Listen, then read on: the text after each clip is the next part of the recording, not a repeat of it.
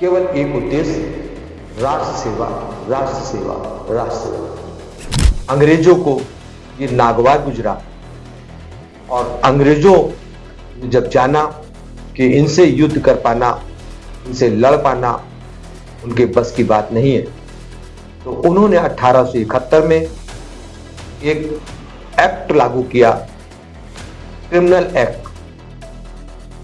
उस criminal act के तहत इन लोगों को सीमित कर दिया और एक बंदी गृह के रूप में इनको रखने की व्यवस्था की गई। बाहर निकलने की छूट नहीं थी। जन्म के साथ ही इनके ऊपर क्रिमिनल का टैग लगा दिया गया।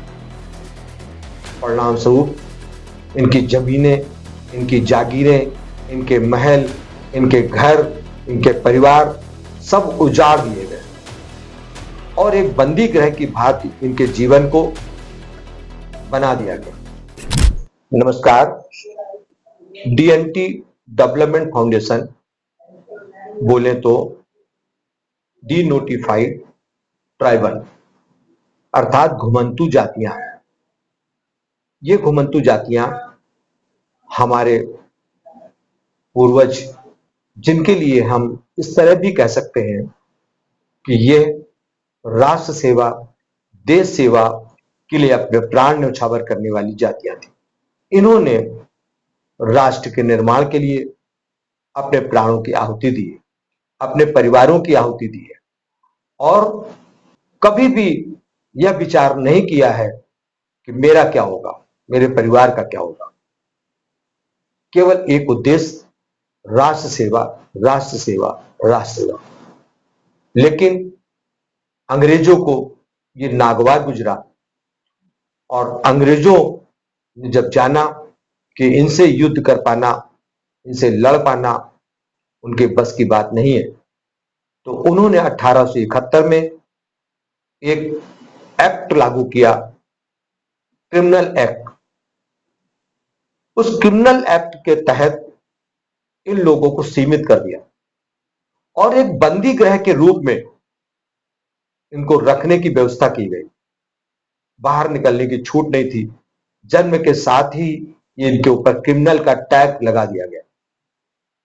परिणाम स्वरूप इनकी जमीनें, इनकी जागीरें, इनके महल, इनके घर, इनके परिवार सब उजाड़ दिए गए और एक बंदी गृह की भांति इनके जीवन को बना दिया गया। इसी को देखते हुए आज भारत सरकार के तत्वाधान में हमारे भरत भाई पटनी इसके राष्ट्रीय अध्यक्ष नियुक्त किए गए। इन्होंने देखा कि हमारा वो समाज जिसने समर्पित भाव होकर राष्ट्र सेवा की, जिसने समर्पित भाव होकर के कुर्बानियां दी, जिसने समर्पित भाव होकर के अपना सब कुछ न्यौछावर किया, ऐसे समाज के प्रति हमारे कुछ दायित्व हैं, हमारे कुछ कर्तव्य हैं। इसी भावना के शायद बाबू भाई पटनी, भरत भाई पटनी जी ने डीएनटी डेवलपमेंट फाउंडेशन के नाम से एक संगठन का गठन किया, जिसके तहत इन्होंने इस समाज के उत्थान के लिए बीड़ा उठाया और उसके लिए निरंतर कार्य प्रारंभ किया। उसी के तहत उत्तर प्रदेश के प्रदेश अध्यक्ष हमारे कैलाश नाथ निषाद जी, ये भी अपना तन मन धन से इस कार्य में तल्लीन होकर के भरत भाई पटनी जी का कंधे से कंधा मिलाकर साथ दे रहे हैं। आज इसी क्रम में हमारे बीच में रामेश्वर सिंह जी, जो इस समाज से सताए हुए ग्रसित व्यक्ति हैं, इनको समाज के उत्थान के लिए कैलाश नाथ निषाद जी ने, प्रदेश अध्यक्ष जी ने इन्हें कानपुर जिले का जिला अध्यक्ष नियुक्त किया है। आइए जानते हैं नवनियुक्त जिला अध्यक्ष जी से कि कौन कौन की समस्याएं जो आज भी ये उससे जूझ रहे हैं, उसके विषय में जानते हैं और आगे इनकी क्या कार्यप्रणाली है, कैसे ये समाज के उत्थान के लिए कार्य करेंगे, इस विषय में इनसे चर्चा करते हैं। रामेश्वर जी, आपका पारदर्शी विकास न्यूज समाचार में बहुत बहुत स्वागत है। सर्वप्रथम आपको बहुत बहुत बधाई।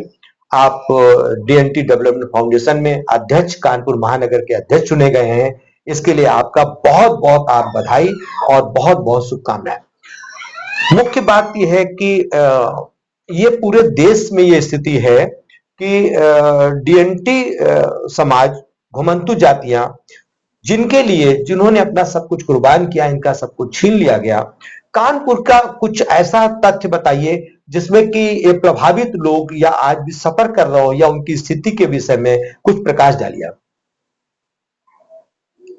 मैं रामेश्वर सिंह, राजकीय उन्नयन बस्ती कल्याणपुर कानपुर का मूल निवासी हूं। हमें अंग्रेजों द्वारा 1922 में बसाया गया था। हम लोगों को 169 एकड़ भूमि दी गई थी, जिसमें 127 एकड़ खेती की है। बाकी में कीड़ा स्थल, चिकित्सालय, मकान बनाकर दिए गए थे। हम लोगों को जितनी भी सुविधाएं होती थी, मिलती थी सरकार से, वो नहीं मिलती थी। आज भी हमें घृणा से देखा जाता है।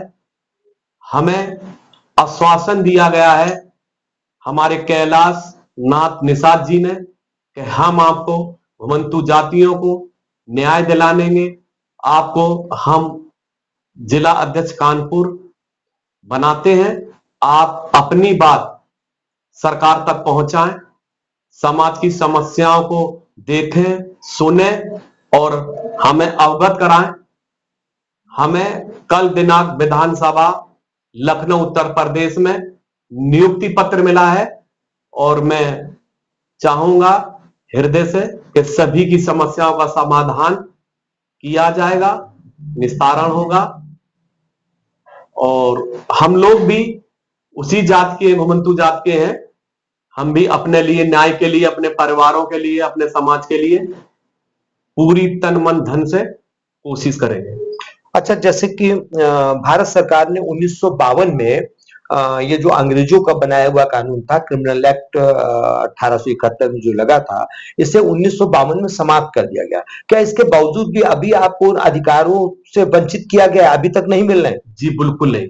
अच्छा, समाज कल्याण विभाग आप लोगों की देखरेख के लिए बनाया गया था, तो समाज कल्याण विभाग की तरफ से आपको क्या सुविधाएं मिल रही है? हम लोगों को कोई सुविधाएं नहीं मिली। जो जमीन दी गई थी उसके हमें कृषि के लिए, हमें पानी की आवश्यकता थी, बिजली की आवश्यकता थी, बाउंड्री की आवश्यकता थी। हमें कोई भी सुविधा से वंचित रखा समाज कल्याण ने और कोई भी सुविधाएं नहीं दी। हमारे मकान गिर जाते थे, हम लोग एप्लीकेशन देते थे व्यवस्थापक को, कोई भी सुनवाई नहीं होती थी और ना हो रही है। अच्छा, तो ये समाज के लिए आप जो संगठन के आप जिलाध्यक्ष बनाए गए हैं, तो समाज के लिए आप किस प्रकार से लोगों की क्या सहायता करेंगे, कैसे आप कार्य करेंगे? मैं उन लोगों को वहां तक पहुंचाऊंगा, विधानसभा तक, अपनी बात को, अपनी समस्याओं को, समाज के दुख दर्द को। रोजगार से वंचित है कोई, उन लोगों के लिए छात्रावास नहीं है, कृषि कार्य के लिए कोई सुविधाएं नहीं है, रोजी रोजगार के लिए दुकानें बनाई जाती हैं समाज कल्याण द्वारा, वो भी नहीं बना के दी जा रही है जिससे आदमी अपना पेट पालन कर ले। तो ये सब विधानसभा में अपने प्रदेश अध्यक्ष कैलाश नाथ जी से कहेंगे और आगे दिल्ली तक, संसद तक पहुंचाएंगे अपनी बात को। बहुत बहुत धन्यवाद, बहुत बहुत हमारी शुभकामनाएं हैं और यह प्रयास भी रहेगा कि इस घुमंतु जातियां जिन्होंने राष्ट्र के लिए अपना सर्वश्रेष्ठ दिया है, त्याग किया है, इन्हें भी इनका स्वतंत्र भारत में उचित स्थान मिले और ये भी अपना स्वाभिमान के साथ अपना जीवन यापन कर सके। इसी के साथ आपका बहुत बहुत धन्यवाद, आप सबका भी बहुत बहुत